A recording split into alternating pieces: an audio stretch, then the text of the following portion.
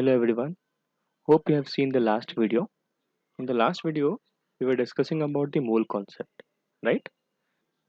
Hope you remember the concepts covered in the first video. Now let's proceed. So, like we discussed in the previous video, suppose someone says I have 1 dozen mobile phones. That means he has 12 mobile phones, right? A pair of mobile phones means 2 mobile phones. Now, what if someone says he has one mole mobile phone? Now, how much that would be? Yes, so that would be 6.022 into 10 power 23 mobile phones. And we also discussed that this is the Avogadro's number, right? Okay.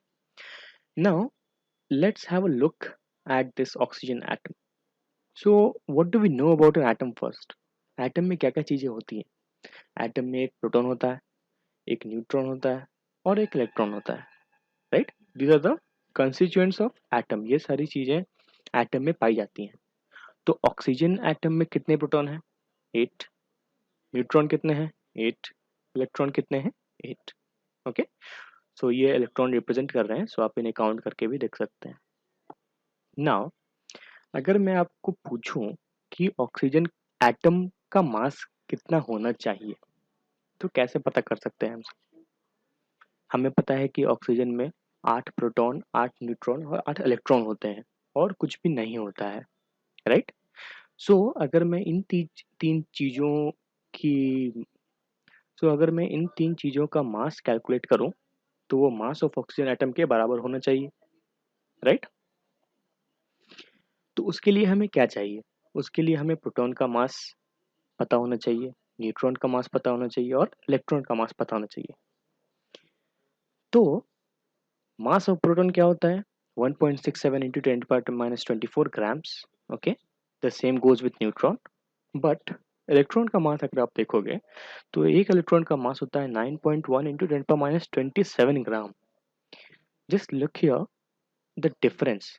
यहाँ पर -24 है, यहाँ पर -27 है, right? तो आप देख सकते हो कि जो मास ऑफ इलेक्ट्रॉन है वो प्रोटॉन और न्यूट्रॉन से बहुत ही छोटा है.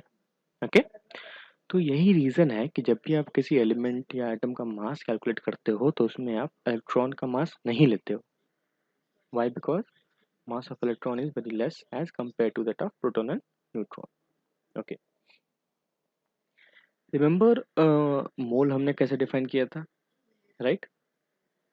उसी तरह से हमने एक प्रोटॉन या न्यूट्रॉन के मास को स्टैंडर्डाइज कर दिया है.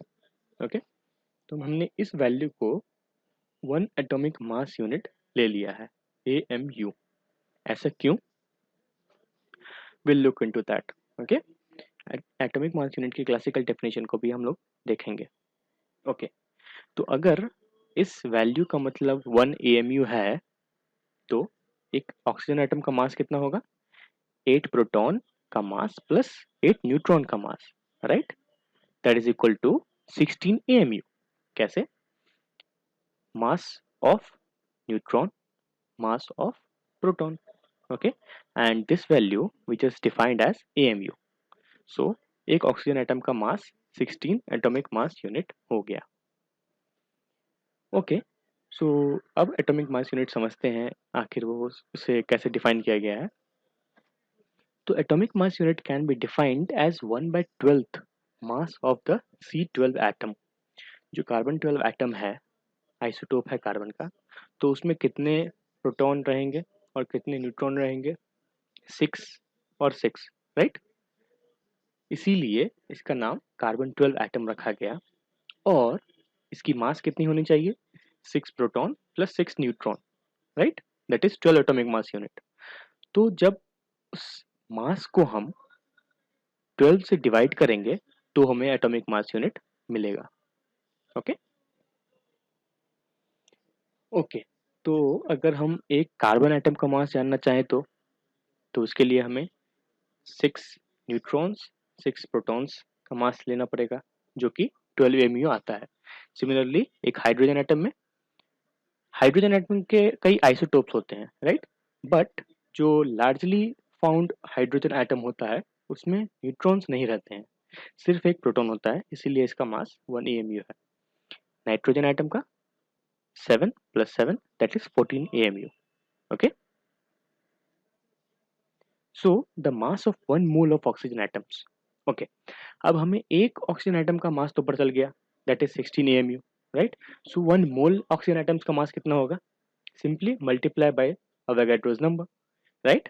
That is 16 into 1 AMU value into Avogadro's number. Okay? तो अब क्या है ना कि इस वैल्यू को जो आप कैलकुलेट करोगे ना, किस वैल्यू को? इस वैल्यू को 1.67 into 10 power minus 24, 6.022 into 10 power 23। तो इस वैल्यू को जब आप कैलकुलेट करोगे कैलकुलेटर में, तो इसकी वैल्यू आती है 1। ओके, और इसका यूनिट क्या है? Gram. Okay, that means mass of 1 mole of oxygen atom is 16 ग्राम, और इसी को हम मोलार मास या ग्राम एटॉमिक मास भी कहते हैं। ओके, ये जितने भी सारे टर्म है ना, atomic mass unit, molar mass, gram atomic mass, इन्हीं सब का यूज करके हमें क्वेश्चंस मिलेंगे मोल कंसेप्ट पर। ओके ओके, नाउ इसका मतलब क्या हुआ? अगर हम इतने सारे एटम्स ऑफ ऑक्सीजन लें तो उसका मास कितना होगा? 16 ग्राम। ओके, इसी तरह mass of 1 mole of carbon atoms, that should be 12 gram. Mass of 1 mole of hydrogen atoms 1 gram. Hydrogen atoms के 1 mole का mass, that should be 14 grams. Okay, now let's see a question.